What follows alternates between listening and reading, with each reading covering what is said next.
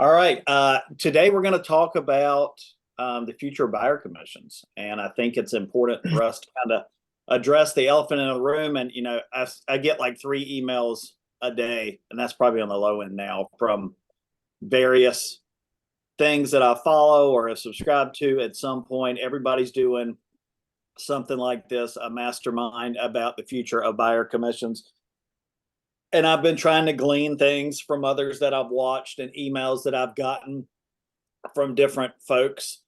And I just wanted kind of everyone else's take, before we really dive into things. I mean, you guys understand the premise, I hope. In July, we're no longer going to be able to list a buyer agent offered commission in MLS. So what does that mean for the future of our industry? What do you guys think?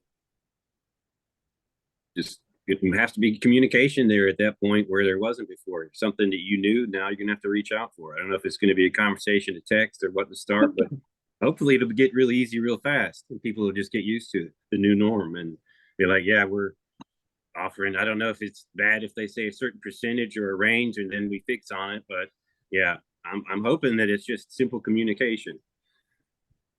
I like your optimism. I hope so too.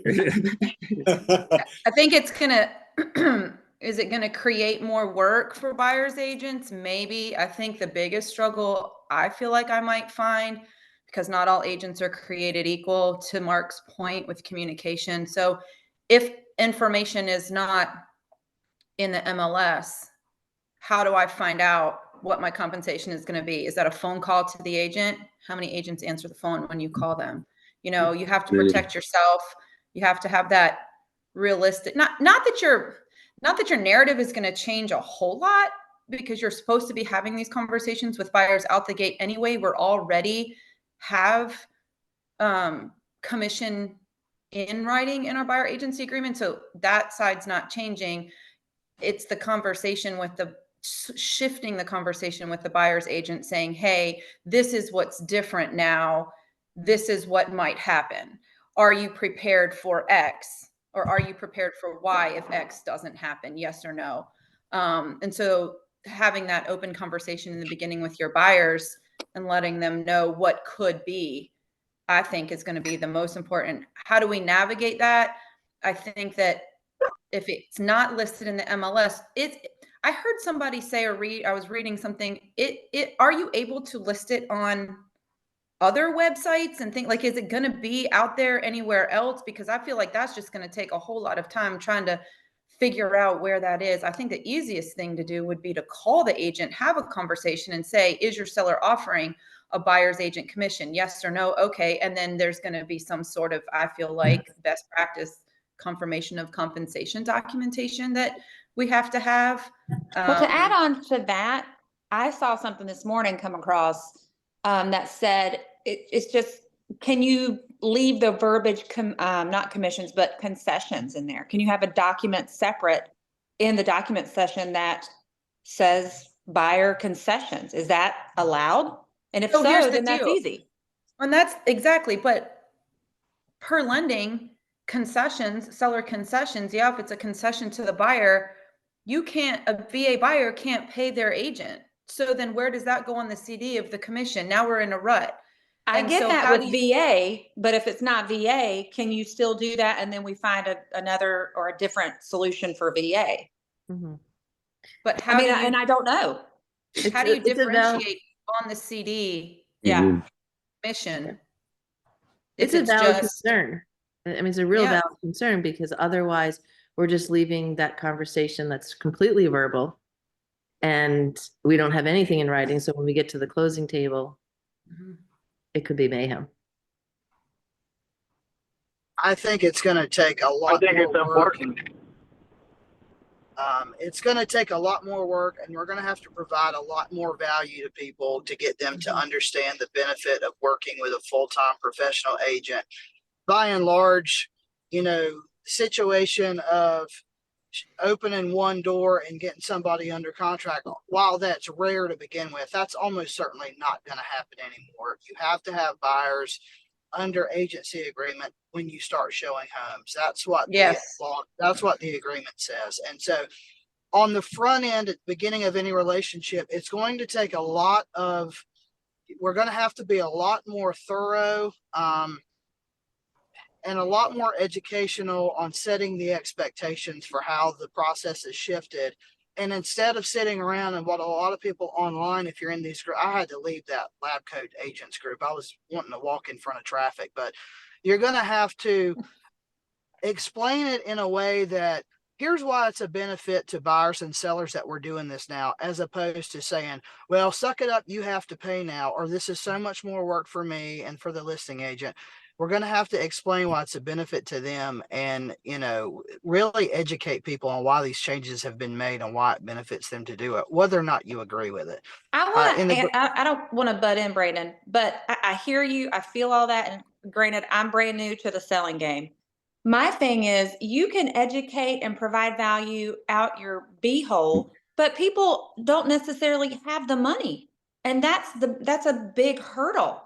And you know, you got the closing costs, you've got the buyer agent money. Now you've got, it's just like Down payment. Yeah. etc. So I'm like, what do buyers do? Like, you can be like on it and still like there's no money. It would have been nice if this had been worked out beforehand, but you know, anything the government gets involved with, they're going to screw up. The DOJ has been wanting to do this for years. So the timing just worked out where someone else filed a lawsuit to get the process going for them. But so, you know, it's just like anything else, April. I mean, if someone walks in at an open house and doesn't provide their information, you can't control that. So you move on.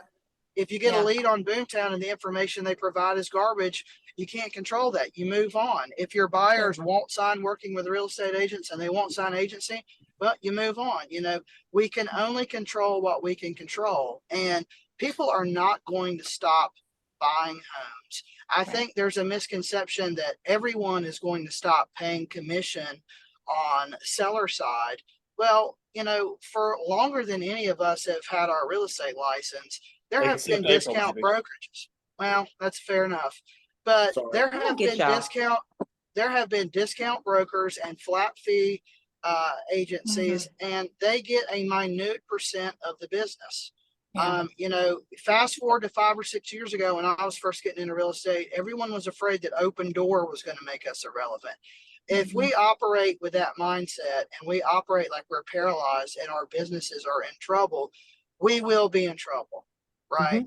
If we stay positive and solution focused and do things for the right reason, we will be fine. It's going to be a little uncomfortable from the get-go because there's still so much that has to be figured out, especially on the financial side.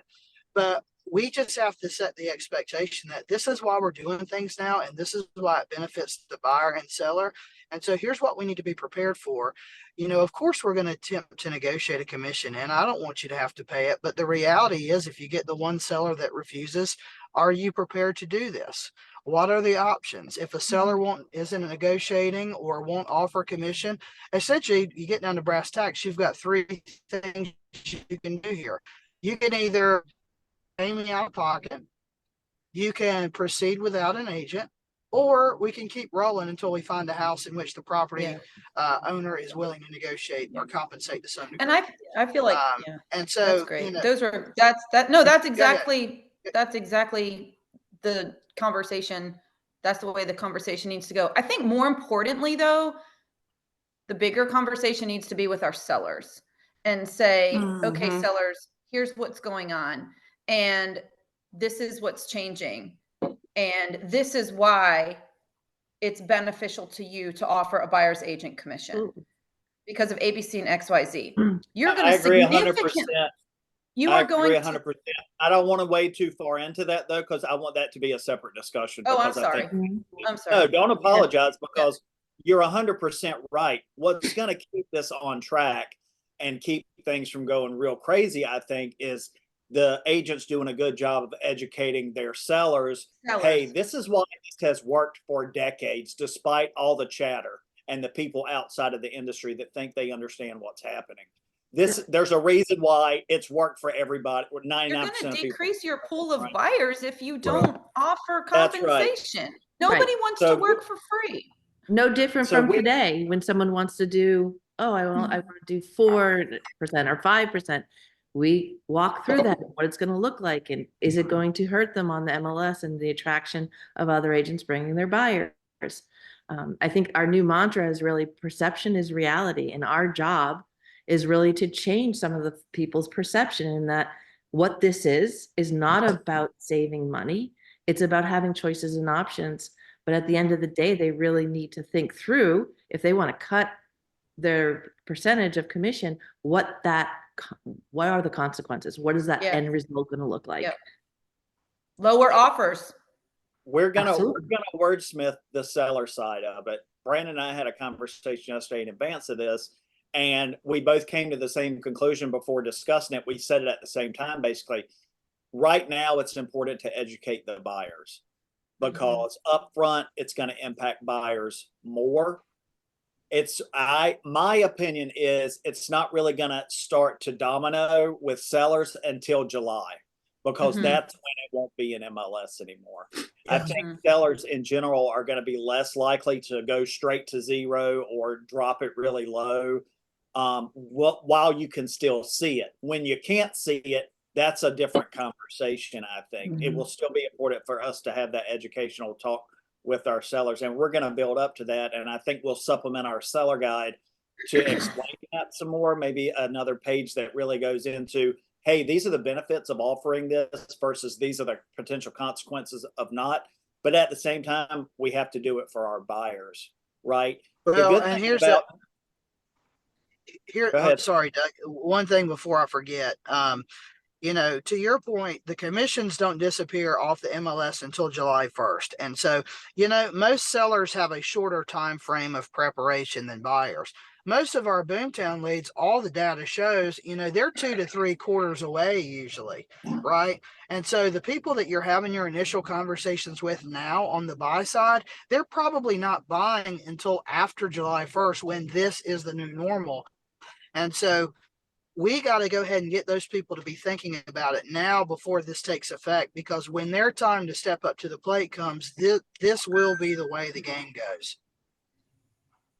I agree 100%, and it's important to think out in the future like that. My biggest thing is just if we can somewhere, if this can be put in MLS without saying commission, with it being legal and making it an easy transition. If a seller is offering a concession, getting away from VA, if this is just simply a document in there, if it's allowed, that sounds like it would create a whole. Sellers can they can still provide a concession, and I think that you'll see agents will put seller concession being offered. I think that'll be something. I mean, to Janine's point earlier, there's already the existence of Form 220. That's confirmation of compensation. So that already exists. If you haven't seen it, look it up, get used to using it, because in my opinion, that you're going to need to do that for everything. And you may not know what they're offering or if they're offering anything, but if you send an offer, you better be sending it with the confirmation of compensation starting July 1st or whatever it is on any offer out there. Well, the other thing we don't know yet is the real estate commission. And there was a email that came out from, I think it was Raleigh Regional Association of Realtors yesterday. Somebody up here correct me if I'm wrong, but I'm waiting to hear from the state commission. We usually have revisions to documents around July 1st. Are there going to be changes to the listing agreement? Are there going to be changes to the compensation or confirmation of compensation? So we don't know the answer to that yet. But to Charles's point, definitely starting July 1, any offer I submit, I'm filling that out and making sure it's attached to the 2T or 12T. Yeah, and we don't know what the reaction is going to be from everybody yet. So that's why we're focused more on conversations and educating people to prepare them for what are basically unknowns. Will the MLS eliminate the field that says percentage of buyer compensation? Yeah, we know that. Does that mean that a listing agent can't already go ahead and put a confirmation of compensation doc in the MLS doc so people are aware of it and say in the agent? That's what I was wondering. Yeah. I haven't seen either way on that yet, so I don't know. If somebody else has seen something, For please let those- me know. I don't think they we've can. got to that For level those yet. buyers that are cash poor, has anybody talked to a lender for, would that commission roll into their closing costs for the buyers? If it's a- Take it as a loan. Well, Is but is it's it not- able to get state funding for that? You know, I don't know what the programs are called, but where the state helps them with closing costs. Yeah, down payment assistance programs, and those programs can't be used to pay commissions. It's funny you bring this up because I was talking about this with a couple of attorneys already. An idea that I had is if you get into the scenario where the buyer cannot pay and the seller is unwilling to pay, and you as the agent have an option. You can either A, not get paid, B, walk away from the deal, or try to get your people to buy something where you are able to receive a payment. And I was like, well, what about option 4? And that is, as the agent, you put a secondary lien on the property Oh, Jesus. to get paid down the road. I mean, look, if your option is get paid now or get paid never, or maybe get paid in the future, I'd rather maybe get paid in the future versus not get paid. And the answers I've gotten are no and maybe. But I think because people don't know where this is going yet, it's up in the air. But those the grants that they have, those function sometimes as a secondary lien. So if it's possible to use the same verbiage as that, you might be able to use that type of strategy for an agent's commission to get paid down the road. Now, when do you get paid? I don't know, right? But like, Yeah, I would never in a million years do something like that. Me That's neither. going to take so much time. I think we're squirreling a little bit. The main focus there, so with a VA loan, no, you can't rope commissions into it. They've already said that. FHA, no, you can't do that either. And even if you did, you surpass the limit that you can have on closing cost concession. For a first-time home buyer, down payment program assistance, no, you can't roll commissions into that. These people are really screwed because the reason they use those programs is because we're cash poor. Not trying to sound flippant, it's just a reality we all know. And so all these financing things, there's no answers to those today. We're not going to be able to answer that, unfortunately, because that industry hasn't even figured that out. I think the key thing that we have to talk about is not how are we going to ultimately get paid and explain that to people. It's explaining to people the value of why they still need to have an advocate that works on their side, right? Yeah. So if you're coming across as, hey, when you see a house on Zillow or you see a house on my website, just text me the address and I'll set the showing up. The people that are doing that are going to be out of business in 12 months. You're not providing any value. And so when we're having these buyer consultations, we really have to put on a presentation to explain to people, I am a benefit to you. And yes, you may have to pay me, but here's why I'm worth it, because I'm going to do A, B, C, D, E, G, and F all the way past C, right? We're going to have to be able to articulate that and answer their questions and really explain it, not as a sales pitch, but as a thorough explanation of your job performance and why you're an asset to them, right? So it's talking about appraisal situations. It's talking about encroachment situations. It's talking about title issues, inspections, handyman, measurements, all of the things that we do that we don't think about because you usually don't have to do all of them in the same transaction. We have to explain why we are basically the quarterback on the team that encompasses their home search and why they're better off working with us, even if it costs them a little bit of money. I literally printed off like a list of 125 things that real estate agents do, not specific to seller or buyer side, but I know that sounded silly, but I'm like, I need to see this and go over this, even though I take for granted all the things I do on the closing side, learning the sales side. But literally, I don't even know what I'm going to do with that information. And I'm really, I'd love to share it with y'all, but it's like, oh, I forgot I did that. Oh, I forgot I did that. So it's just like point after point after point. And I'm like, dang, I really am worth all this stuff. So, I mean, it's just more educating on my end to, like Brandon just said, really realizing your value and understanding, yes, we are doing this full time and we like live, eat, and sleep this. And people don't get it. People give real estate agents such a bad rap. And I'm like, it's kind of a good thing. Like, show people what you do and help them understand we're not just sleazeballs opening doors, you know? Well, Well, April, here's to the your, thing. go If ahead, you're Doug, go ahead. doing what we've been talking about for all these years anyways, you're already doing the majority of this. Right. You know, we talk about setting expectations up front. We talk about explaining our value and putting in front of people what we're going to do for you throughout this whole process. You already have the tools and resources to do it. And we've been talking for years about doing it. So you should be doing it anyways. I think this is just adding some additional context. Maybe, you know, because now they have more questions than they did before because it's in the national news. I'll tell you one thing that North Carolina has going for it that other places don't. And Dustin, I'd love for you to kind of chime in here on this.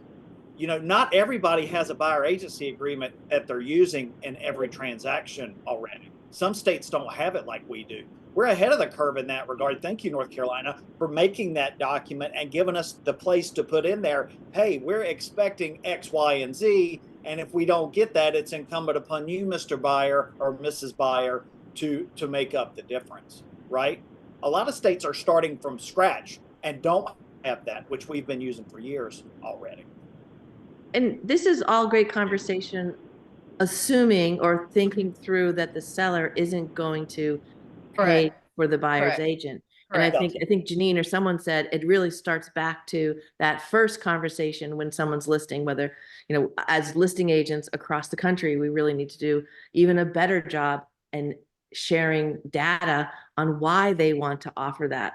And I'm going to start ask our data geeks, because I'm not one of them, but I would love to know if there's a number, you know, number of days on market when you do 2% or 1%. I would imagine that number, it's a lot long. It stays on market a lot longer than it does when you offer 3 or 3.5 or 3%. And that number would really have a compelling story to a listing seller to say, oh, I get it. Yeah, no, I need to sell this fast. Let's offer buyer commission. Well, I know at least down here in Oklahoma, they do not have on their buyer agency agreement, they do not have any type of commission verbiage on it. And I was talking to one of my buddies this morning, and he actually mentioned that North Carolina had already done that. And I said, well, I can send you one of my old buyer agency agreements. You can see on there, I think it says something to the effect of 2.5% to 3% is what we charge. And pretty much what I told him, I said is at the end of the day, just like with everything else in real estate, if you make it a big deal, it's going to be a big deal. Yes, but if you exactly. 100%. Calmly tell them what is going on. This is the situation. Explain, hey, this listing agent who we've been, and not to go down a rabbit hole, but we've all seen those 2% listings or those, 2.5% listings or whatever, and thought, man, you couldn't negotiate 6%. Like, you don't even know your own value. You're just willing to give that up. Well, now this gives you the opportunity to come back and say, hey, look, they're offering 2%. Unfortunately, we require 1%. Not a big deal. It'll be about this much money. We'll figure it out, right? Without sounding like a complete asshole, right? So you now are exactly have the ability to 100% spot on. Yes, it's like I said, perception is reality, and if we make this a big deal, and oh my gosh, the sky's falling. It's just like working with real estate agents. It's just like working with real estate agents.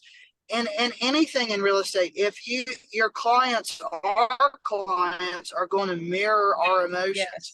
You get an inspection report and you make them think that when they close the keys, they get the keys, the roof's going to fall in. They're going to feel that way because you are the expert.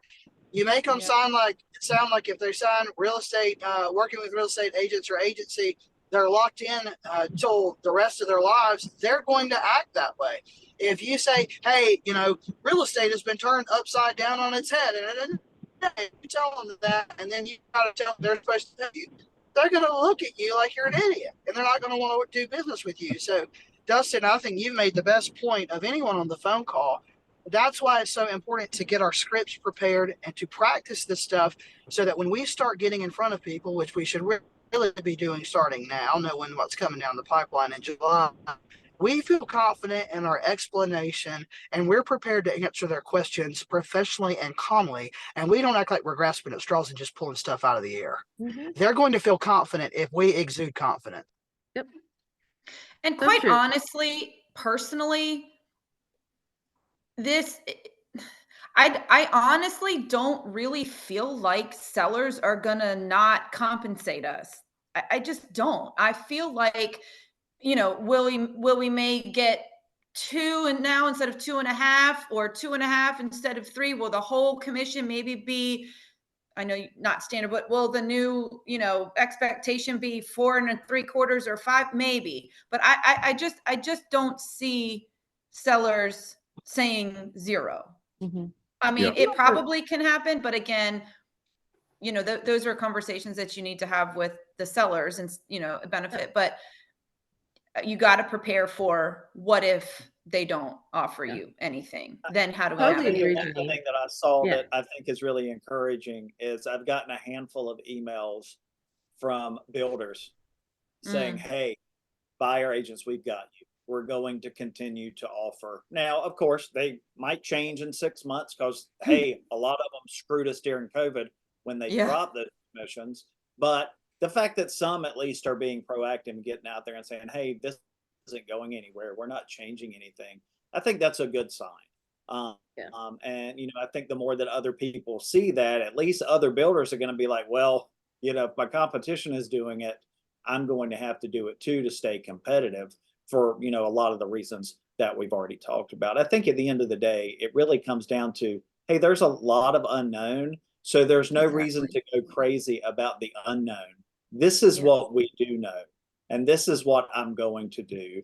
And this is what we will do, to Dustin's point, if we get in a situation where XYZ.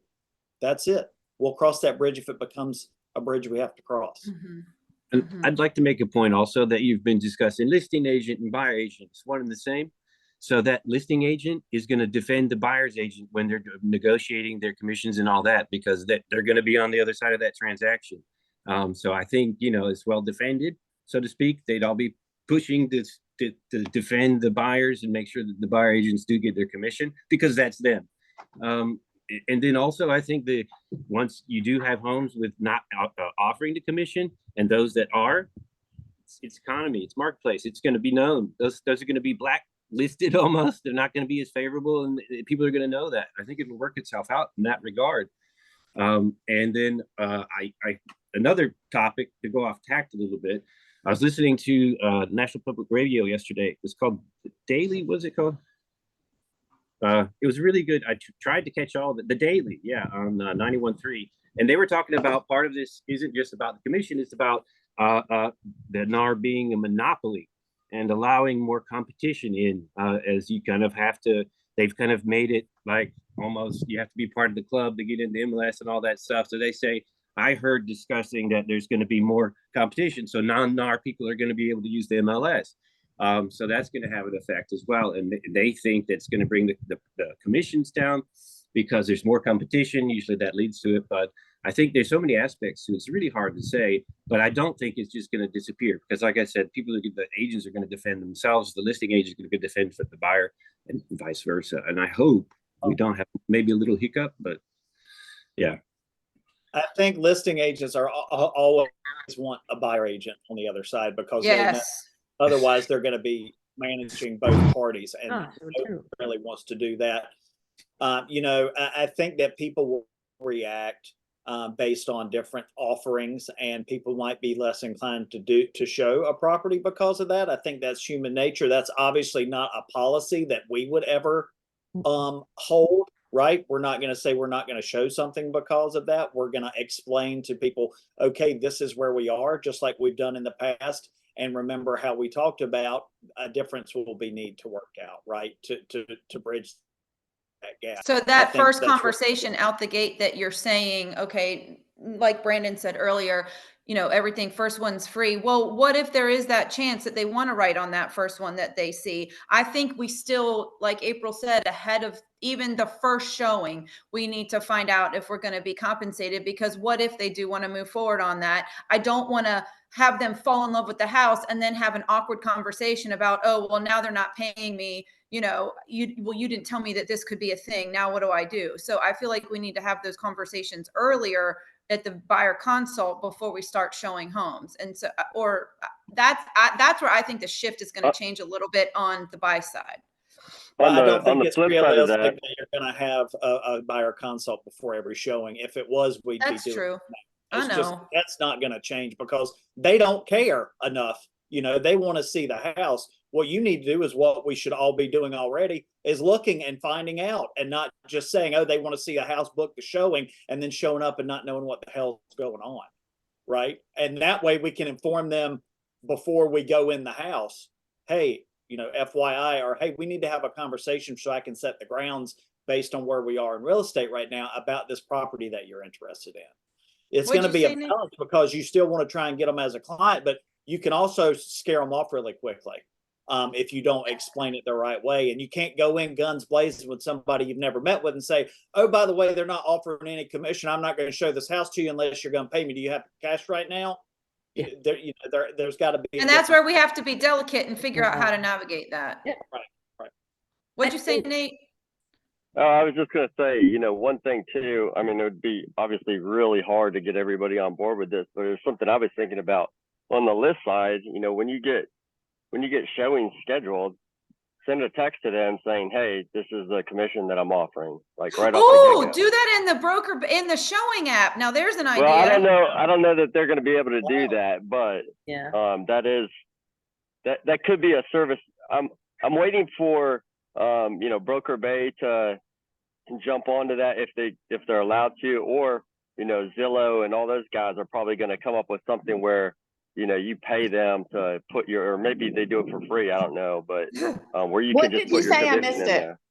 He said that when you book a showing, that, you know, when there's like agent notes, don't let cat out, blah blah blah, you put buyer agent commission X% in the showing app. I think he's saying text them. So when you book when you have a listing and someone books something in Broker Bay, someone did this to me and I was like, oh, I like that practice. I text the agent and say, hey, thanks for booking a showing. Can't wait to hear your feedback.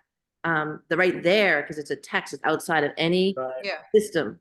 I think it's a good practice anyway. Yes, absolutely. Yeah. I think great it's, idea, you know, Nate. I think people are assuming that this is going to be so much harder on the buyer agent than it is the listing agent.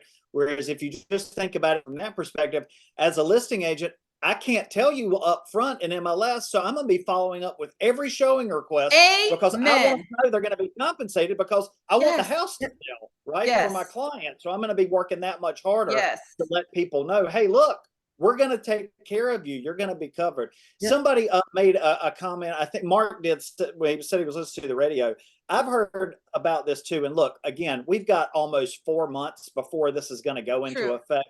So a lot can happen between now and then. But I've heard this too about like people having access to MLS who aren't NAR members. Well, I can tell you if that happens, you're going to see a mass exodus of people being members. That's the only reason people are members of NARs, because you have to do it to access MLS. If they start giving access to people who aren't NAR members, then their reason for existing as an organization is pointless. And that's exactly what Andrew told me the other day. He's like, where does this whole thing stem from? The access to the MLS. And The other thing is I saw on actually Jeremiah Jackson, an attorney up here, posted last night about, you know, attorneys and loan officers that have their real estate license saying, hey, I can do both. I can do both. And I immediately chimed in and I said, oh, so the people that we're sending business to are now going to take our business and tell people that they're going to do our job and still charge them what we were getting paid to do the job. That those people will stay in business for a long time. I guarantee you. You're going to cut off your nose to spite your face by taking business away from the people who are sending business to you. yeah, they'll all be shut down pretty quickly, in my opinion, if that happens. Because agents won't work. You'd think I'm gonna send business to an attorney that are broadcasting that you don't need a buyer agent? You think I'm gonna send business to a lender that says, hey, I've got my license, you don't need a buyer agent, Yeah. just use me as your loan officer? That's not gonna. No, because you're supposed to work together. Right. What about, is there anything that stopped, like, okay, we have a listing 123 Main Street with the Oceanair Realty. Is there any reason we can't put that on our social media or website or something that we're offering the commission if it's not part of the MLS? Like if that data entry spot goes away and we're posting new listing on our social media page or our whatever page for the firm, is there no reason why we can't say buyer's agents 2.5% for this deal, bring your buyers? Is there no rule that says you can't, firms' websites and social media? I don't think so. It's just the MLS. So, I mean, Correct. Not that I'm aware of at this point. Yeah. Yeah. so Yeah, we we were just got talking to about that the other day. I'm you got to anticipating we push don't it know. hard on other avenues. Are they going to come out and say, in addition to the field going away, you can't mention it in the remarks, or you can't put anything about it in docs because it's all considered MLS? The MLS. We don't know. We were talking about that the other day and how it's going to be like, you're going to go on Facebook and see like big 3%, instead of just listed, it'll just be like 3%, Yeah. Yeah, we saw the meme that somebody shared the other day, and it was like, this 3-bedroom house is perfect, it's heaven sent or something like that, with all the letters capitalized to spell out, so we'll see. We don't know, because I guarantee you somebody will do something cute like that, and we'll see how the MLS reacts to that and what they say. Like, you can't look to it at all, or you can put it in docs. I don't know. We don't know. That's And one if of those. they're gonna allow you to use the verbiage of seller concessions, okay, well, now the seller's showing their cards out the gate if they would offer 3%, and now if you can say that in the MLS, seller concessions 3%, seller concessions 2.5%. Okay, let's translate that to, or is that code for buyer agent, you're getting 2.5% or 3%. Now fill out the confirmation paperwork. I feel like that's kind of how, I don't know. It's just bananas. And that's why I saw a guy comment too much in what we don't and know. he said that agent friendly is going to be the most used phrase on the MLS. Yeah. Agent friendly listing. Buyer's agent friendly listing.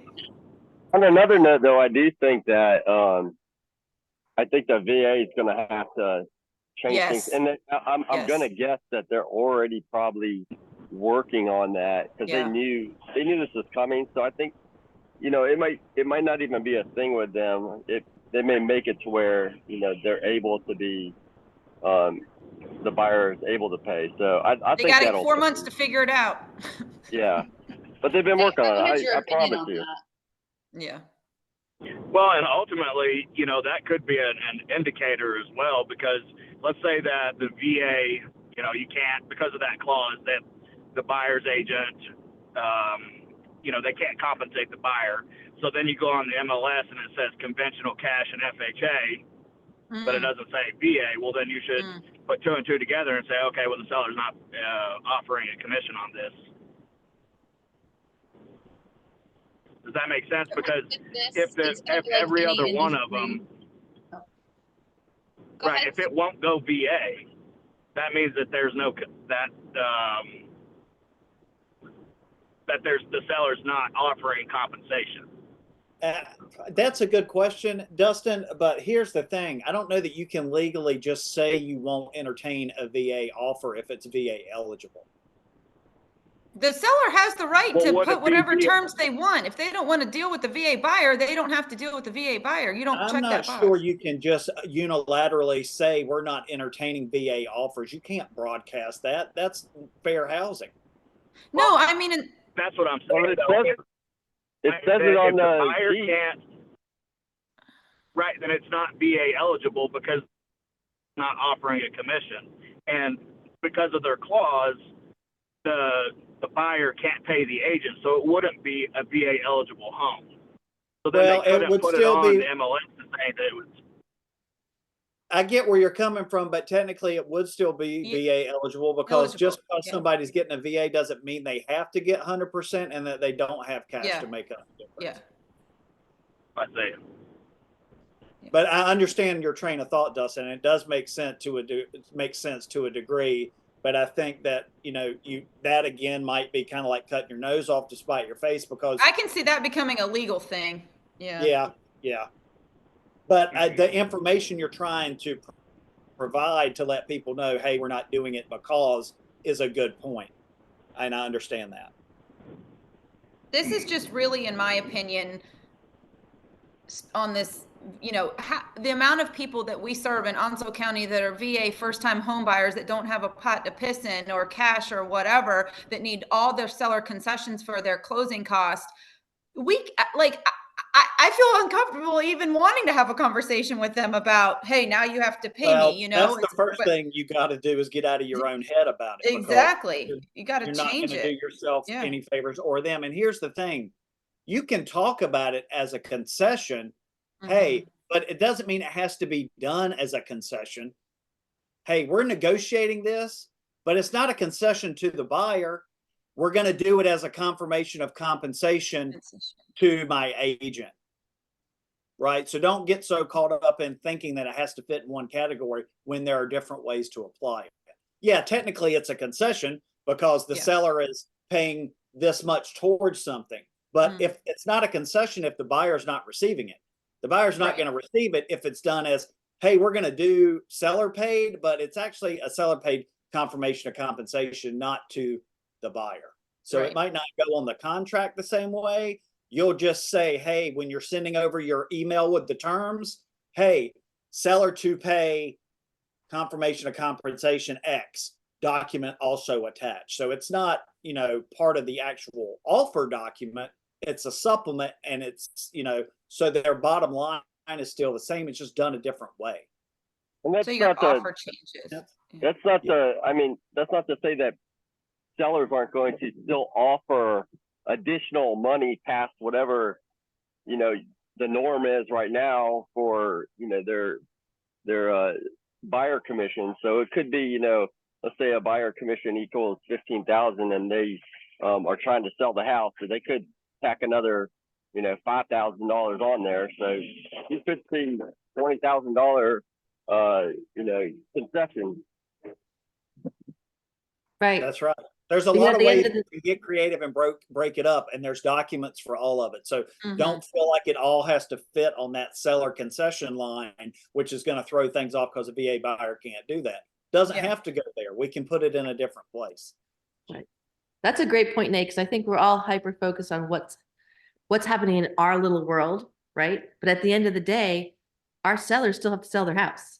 And how are they going to sell their house, right? They are going to have to offer succession. That's right. The only thing they did was they just made it more difficult and a lot more work. I mean, now you're having to go through your elbow to wipe your butthole instead of, just doing it the easy way. But for the most part, I don't think that a whole lot has changed. No. Yeah. And that's a great attitude. I know that this happened in the insurance industry probably 7 years ago-ish, depending on what state you were in. And all of a sudden we had to advertise and disclose what we were making on policies, and every agent was up in arms and, oh my gosh, we're going to go out of business and this is going to be horrible. And now I look back, it was like a tree falling in a forest. So those that kept the right attitude and focused on conversations and relationships just like they used to, stayed in the game. And that's what Doug was saying earlier. I think it was him, about the ability to separate the good from the great, and the people that are already used to these conversations and are comfortable with their business and getting uncomfortable, to be the new norm. I mean, God bless new agents that come in after July 1st. This is all they're going to know. So they don't have to undo anything. They're going to just, take it and roll with it. And the ones that are already lazy to begin with, don't want to go the extra mile, don't want to make the phone call, don't want to do the extra negotiating, don't want to do the extra paperwork. I think that that's going to be where we see people throwing their hands up. But at the same time, like, you know, if you got to make an income, you got to have your business, you know, I think that roll with the punches, you know, it's hard, you know. Amen to You that. know, I like to think that we try really hard to set ourselves above a large majority of what's out there already. You know, so to a degree, you're already doing it. It's what we always talk about doing it, explaining, setting expectations, showing your value so people understand why you're here and why they chose you, right? Or should choose you. So just keep doing that. You just have to add maybe a little more context now. And like what Brandon was saying too, like we still have no clue about, and I have a buyer consult tomorrow. My guy probably won't be buying till his lease is up in July. So I'm going to have this conversation a little bit, but I'm still going to have to say, we still don't know a lot yet. We still don't know what decisions are going to be made. We don't know what paperwork is going to be changed or anything like that. But just so you know, this is coming down the chain, you know? So again, the JBOR may say ABC XYZ. You know, there's a lot to be determined, that's for sure. And I think this is the best way to wrap it up, is kind of getting back to Dustin's point about when you're a new agent, you're so scared. So many people have so much problem with that working with real estate agents when it's really not that big a deal. Don't shoot yourself in the foot by making something a big deal that's really not. Like Nate said, it really hasn't changed that much. It hasn't. And it hasn't even changed at all for now because it's still there. You know, it's just, at some point we're not going to have direct access to it the way we do now. Doesn't mean we're not going to have access in some other way. So again, it's just setting the same expectations that we're supposed to be setting already. And just, if you provide enough value, people will understand and are going to want your service. That's why they sought you out in the first place. I think that ultimately, from, you know, my now point of view as a home inspector is, you know, I just got to the point where I'm doing about 17 a week and I charge about $600 an inspection. So what I need is for you agents to get your shit together and not affect my business. That's a good way to put the bow on it. I don't want you out there telling people you have your real estate license. You don't need your agent, right? On the pre-home inspections, make sure you're not doing that. I tell every single agent I go to, hey, I will explain this perfectly to your client. Don't even worry about it. I was a broker in North Carolina. And they're like, great, thank you. I love it. Hey, I think that's a good spot to end on. I think this was a great discussion. I appreciate everybody's input. Obviously, people are looking at it from different perspectives, have different concerns, thoughts, worries, and that's okay. That's why we're here, to hopefully work through it together and find a script that we can all adapt to our own voice to make it easy for everybody. And that's what we continue to work on. Okay, we'll work on refining that, continuing to have this conversation. And as we get closer to that July time frame, and we see maybe what happens, what rolls out from the NAR or from our local MLS boards, we'll see what's going to be available, what's not going to be available. And we'll also have this conversation with regards to pitching it to sellers too, to explain that value, because that's the second big part of this.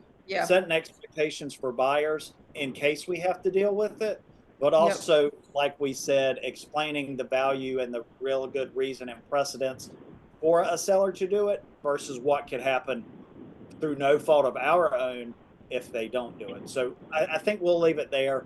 But we'll pick it back up. Okay. Yeah. Hey, Doug, thanks for having this so early on. Yeah, thank you. This is great. Yeah. Thanks for those outside the firm. Ahead of it.